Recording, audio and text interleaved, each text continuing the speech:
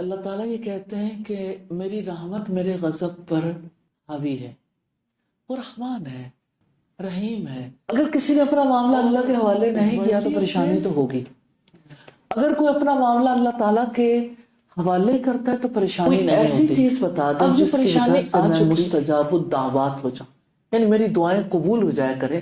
مجھے کوئی ایسا کام بتا دیں تو آپ نے فرمایا ان لوگوں کو میں حلال معاملہ کرنے کی توفیق دیں، تو حلال بہت بڑی چیز ہے۔ So, although I got my answers, but still, out of curiosity, I just want to ask, G okay, آگے رکھیے۔ how Allah loves someone, even that person is so much indulged in worldly affairs. How, like, I just want to ask, کہ کیسے so? شکر اللہ تعالیٰ کا جس نے how کا سوال کرنے کی توفیق دی، کیونکہ وائے سے ہی نہیں نکل پاتے نا ہم۔ اچھا آپ نے کہا، دوبارہ سوال دہرائیے۔ How Allah loves someone, even that person is so much indulged in worldly affairs. یس، پہلی بات تو یہ ہے کہ ایک ماں کا جو بچہ ہے نا وہ نافرمان بھی ہو تو وہ کہتی ہے اولادی ہے نا۔ محبت، اللہ سبحانہ تعالیٰ اپنے مخلوق سے محبت کرتے، رحمت، اور اللہ تعالیٰ یہ کہتے ہیں کہ میری رحمت میرے غضب پر حاوی ہے، وہ رحمان ہے، رحیم ہے۔ اور ورلڈلی افیئرس، یہ جو آپ یہ ٹرمینالوجی ہے نا ورلڈلی افیئرس، مثال کے طور پر تجارت ورلڈلی افیئر ہے، کوئی بزنس کرتا ہے اور بزنس میں مصروف رہتا ہے، ٹھیک ہے، تو نبی صلی اللہ علیہ وسلم نے فرمایا سچا تاجر اللہ کے عرش کے سائے تلے ہوگا جس دن کوئی سایہ نہیں ہوگا۔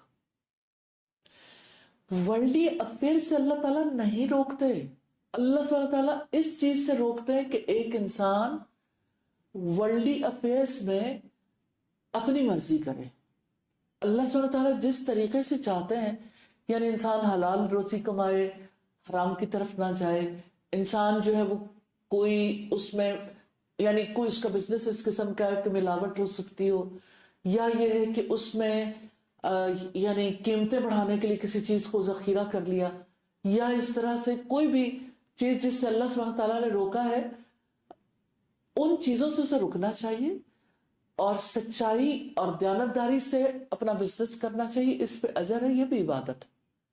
تو ورلڈلی افیئر سے اگر آپ کی مراد ہے کہ انسان جو ہے تعلیم حاصل کرنا چاہے، یا ورلڈلی افیئر سے یہ مراد ہے کہ انسانوں کے ساتھ تعلقات رکھتے ہوئے نیچرلی اسے سوسائٹی میں موو بھی کرنا پڑتا ہے، بہت سارے لوگوں سے تعلقات رکھنے کے لیے، کہیں کھانے دعوتیں، تعلقات نبھانے کے لیے کہیں لوگ اکٹھے بھی کہیں وقت بتاتے ہیں،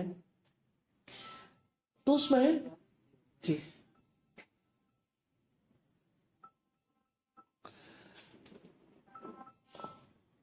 تو اس میں اصل بات یہ ہے کہ آپ کو یعنی اللہ کی حد کو نہیں توڑنا چاہیے۔ باقی اللہ تعالیٰ یہ چاہتے ہیں کہ انسان دنیا میں رہے، اللہ سبحانہ تعالیٰ کی مرضی کے مطابق رہے، اللہ کا ہو کے رہے، دنیا میں رہو اللہ سبحانہ تعالیٰ کے ہو کے رہے، اور جتنے بھی میٹرز انجام دے رہے ہیں ڈسکنیکٹ ہو کے نہ رہے۔ ڈسکنیکٹ نہیں ہے تو کوئی اس میں مشکل نہیں ہے۔ تو اب آپ نے دوسری بات یہ کہی کہ اللہ تعالیٰ ایسے شخص سے کیسے محبت کرے گا جو ورلڈلی افیئرس میں مصروف ہے۔ اللہ تعالیٰ کیسے مطلب جو اتنی ڈسٹریکٹڈ لائف گزارا ہو تو اس سے اللہ کیسے سے مطلب محبت کر سکتے ہیں کہ اس کو ڈسٹریکٹڈ ڈسٹریکٹڈ نبی صلی اللہ علیہ وسلم نے فرمایا اللہ تعالیٰ کسی ایسے انسان کو جو بہت گناہ گار بھی ہے، اگر وہ توبہ کرتا ہے تو اللہ تعالیٰ اس کی توبہ سے اتنے خوش ہوتے ہیں جتنا اگر صحرا میں کسی کی اونٹنی پہ، اس کی سواری پہ اس کا کھانا پینا اور اس کے ساز و سامان ہو، اور صحرا میں اگر وہ اونٹنی گم ہو جائے، لیکن جس وقت وہ اپنی اونٹنی کے گم ہونے پر سے پتا ہے کہ اب میری موت کے سوا کچھ نہیں یہاں پہ، وہ سو جائے، جب اٹھے تو اونٹنی سامنے پا کے اسے کتنی خوشی ہو سکتی ہے۔ اس سے زیادہ اللہ سبحانہ تعالیٰ خوش ہوتے ہیں جب کوئی انسان اس کی طرف لوٹ آتا ہے۔ اللہ تعالیٰ ڈسٹریکٹ ہونے والوں کے لیے پیغمبر بھیجتا ہے. اللہ سبحانہ تعالیٰ ڈسٹریکٹ ہونے والوں کو بھی اور جو ہدایت کے راستے پہ اللہ تعالیٰ کتابیں بھیجتا ہے. اللہ سبحانہ تعالیٰ نے اس مقصد کے لیے سب کو اٹھایا. کنتم خیر امت اخرجت للناس, تم بہترین امت ہو جسے لوگوں کے لیے نکالا گیا. تم لوگوں کو نیکی کا حکم دیتے ہو, برائی سے روکتے ہو. تو اللہ تعالیٰ کہتے ہیں کال دو تاکہ میرے جو ڈسٹریکٹڈ پیپل ہیں وہ واپس آ جائیں. تو اللہ تعالیٰ تو انہیں اپنی طرف بلانا چاہتے ہیں. تو اللہ تعالیٰ کی مخلوق ہے نا, اس کی کریشن ہے, وہ کیسے نہ محبت کرے. تو ہدایت بلیسنگ ہے نا, تو ہم اس کو کس طرح مینٹین رکھیں. لائک آپ کے ایک لیکچر میں نے سنا تھا کہ انسان کا دل اللہ کی 2 انگلیوں کے درمیان ہے, تو ٹیڑھا بھی ہو سکتا ہے. تو ہم اس چیز کو کس طرح مینٹین رکھیں کہ ہم ایک اسپرچل ہیلنگ کا ہمیں ایک چانس ملا ہے, ایک ہدایت ملی ہے, تو ہم اس بلیسنگ کو کیسے مینٹین رکھیں اپنی لائف میں. ہدایت اللہ سبحانہ تعالیٰ کے ہاتھ میں ہے, کسی انسان کے پاس اس کا اختیار نہیں ہے. نبی صلی اللہ علیہ وسلم جس وقت اپنے چچا کے پاس بیٹھے تھے اور ان کا انتقال ہو رہا تھا, اس موقع پر اپنے چچا سے کہہ رہے تھے ایک بار لا الہ الا اللہ کہہ دے, میں اللہ کے پاس آپ کی سفارش کروں گا. اس موقع پر چچا چاہتے تھے, لیکن ارد گرد جو سرداران مکہ بیٹھے تھے وہ کہتے تھے اچھا اب اپنا دین چھوڑ دو گے. تو آخری موقع پر بھی وہ یہ کہہ کے فوت ہو گئے علی دین عبد المطلب, کہ میں عبد المطلب کے دین پہ جا رہا ہوں. رسول اللہ کا دل بہت خفا تھا, پریشان تھا. تو اللہ سبحانہ تعالیٰ نے کہا کہ اِنَّكَ لَا تَهْدِي مَنْ أَحْبَبْتَ, تم اس کو ہدایت نہیں دے سکتے جس سے تم محبت رکھتے, وَلَكِنَّ اللَّهَ يَهْدِي مَن يَشَاءُ, لیکن اللہ جسے چاہتا ہے ہدایت دیتا. اب ہدایت پہلی بات تو یہ کہ ہم مینٹین نہیں رکھ سکتے. اللہم انی اسألک الہدی, یا اللہ میں تجھ سے ہدایت کا سوال کرتی ہوں, خود نہیں اللہ تعالیٰ سے دعا کرنی. نمبر 1. نمبر 2 یہ کہ ہدایت کے معنی ہے نفعمند علم اور عمل صالح کی توفیق. نفعمند علم کے لیے یعنی قرآن مجید کے علم کے لیے, حدیث رسول کے لیے, سنت کے علم کے لیے continuous effort through out the life, کہ انسان علم کا سلسلہ کبھی نہ چھوڑے. کیونکہ یہی تو وہ, اب دیکھیں جیسے آپ کھانا کھاتے ہیں ایسے ہی آپ کی روح کے لیے, آپ کی عقل کے لیے اس نالج کی ضرورت ہے. تو نالج کی وجہ سے آپ کو پاور ملتی ہے, فیول ملتا ہے, جس کی وجہ سے آپ ہدایت کے راستے پہ رہتے ہیں. اور دعاؤں کی تو اتنی ضرورت ہے, جیسے سورہ الفاتحہ میں آپ ہر روز دعا کرتے ہیں اہدنا الصراط المستقیم. اہدنا کا جو روٹ ہے نا وہ ہدا ہے, ہدایت. ہمیں ہدایت صراط مستقیم کی, صراط الذین انعمت علیہم, ان لوگوں کے راستے پر جن پر تو نے انعام کیا, ان کے راستے پر نہ چلانا جو جن پر تیرا غضب ہوا یا جو ڈسٹریکٹ ہو گئے. تو یہ اللہ سبحانہ تعالیٰ سے مانگنا پڑتا ہے. اور اس کی فوراً بعد ہی دیکھیے جس وقت سورہ البقرہ شروع ہوتی ہے تو اللہ سبحانہ تعالیٰ کہتا ہے ذالک الکتاب لا ریب فیہ, یہ کتاب ہے جس میں کوئی شک نہیں, ھدی للمتقین, متقیوں کے لیے ہدایت. تو ہدایت کا سورس تو نالج. جزاک اللہ خیر.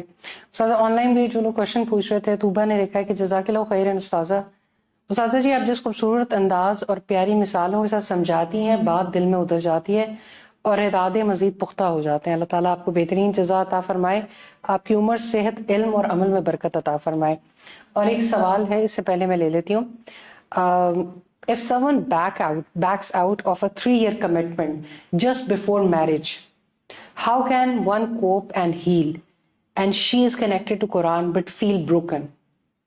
3 سالہ کمٹمنٹ تھی, انگیج تھی کہیں, اور اچانک نکاح سے پہلے کسی نے اپنے کمٹمنٹ سے پیچھے ہو گئے. تو کہتے ہیں کہ بے شک وہ قرآن میں پڑھتی ہے لیکن بہت بروکن فیل کر رہی ہیں. اس میں کوئی شک نہیں ہے کہ انسان کے ساتھ جب کبھی کوئی دھوکہ ہوتا ہے, کوئی ایسی صورتحال ہوتی ہے, وہ پریشان ہو سکتا ہے. اور اس کے سبب یہ ہوتا ہے کہ انسان اس موقع پر اللہ تعالیٰ کی طرف دیکھنے کے بجائے लम्हे भर के लिए किसी ने अपनी तरफ देख लिया ना, अब क्या होगा? अगर किसी ने अपना मामला अल्लाह के हवाले नहीं किया तो परेशानी तो होगी। अगर कोई अपना मामला अल्लाह ताला के हवाले करता है तो परेशानी नहीं होती। अब जो परेशानी आ चुकी उसका सबब तो यही है कि इंसान ये देखता है कि अच्छा अब क्या करूं, अब क्या होगा, मेरे साथ ऐसा क्यों हुआ। ये चीजें गौर करने की नहीं है। इसकी बजाय अपने मामलात अल्लाह के हवाले करके खुद बेफिक्र हो जाए। जिस किसी ने यानी कोई कमिटमेंट डिसोन की है, डजंट मैटर, जिस अल्लाह ने पहले रास्ता पैदा किया तो वो आइंदा भी पैदा कर देगा इंशाअल्लाह ताला। तो अल्लाह पर भरोसा करने वाले के लिए अल्लाह सुब्हानहू ताला का वादा है, वयर्ज़ुक़ुहु मिन हैसु ला यहतसिब, वो ऐसी जगह से रिज्क देगा जहां से किसी ने गुमान भी ना किया हो। और रिज्क सिर्फ पैसे नहीं होते या खाना पीना नहीं होता, अल्लाह का दिया हुआ इल्म भी रिज्क है। अल्लाह सुब्हानहू ताला अगर किसी के लिए कोई रिश्ते का सबब पैदा करते हैं, ये भी रिज्क है। तो जो अल्लाह ताला की तरफ से दिया जाए वो रिज्क है। वयर्ज़ुक़ुहु मिन हैसु ला यहतसिब, वो ऐसी जगह से रिज्क देगा जहां से किसी ने गुमान भी ना किया हो। वमन यतवक्कल अलल्लाहि फहुव हस्बुहु, जो अल्लाह पर तवक्कल करता है अल्लाह उसके लिए काफी हो जाता है। जात वही है। हम जितनी तदबीरें भी इख्तियार कर लें, हमारे लिए एक बात काफी है, अलैहिस्सल्लाहु बिकाफिन अब्दहु, क्या अल्लाह अपने बंदे के लिए काफी नहीं है? हमारी जो भी प्रॉब्लम हो, रियली ये इतनी बड़ी बात है हमारे लिए, मेरे लिए अल्लाह काफी है, मेरे लिए मेरा अल्लाह काफी। जब वो है तो मुझे परेशान होने की जरूरत नहीं। जज़ाकल्लाह खैर। जी, ये लास्ट क्वेश्चन ले लेते हैं। आज इवनिंग क्लास अपनी कुछ कुरान शेयरिंग्स करना चाहते हैं, उनका पहला पारा मुकम्मल हुआ अल्हम्दुलिल्लाह। तो मैं नौशीन से इसके बाद रिक्वेस्ट करूंगी कि आप जरूर आगे तशरीफ लाएं। जी, अस्सलाम वालेकुम रहमतुल्लाह। वालेकुम अस्सलाम। मेरा क्वेश्चन ये है कि जब प्यारे नबी सल्लल्लाहु अलैहि वसल्लम के दौर में या वो जो गज़ा खाते थे वो बहुत, माइक ऑफ है, नीचे वाला माइक ऑफ है। जी, प्यारे नबी सल्लल्लाहु अलैहि वसल्लम के दौर में और जो उनकी गज़ा होती थी वो बहुत सादा होती थी, जबकि आजकल के दौर में हम देखें तो हमारी गज़ाएं बहुत कॉम्प्लेक्स हो चुकी हैं। तो क्या इसका हमारी रूहानियत पे क्या कितना असर पड़ता है?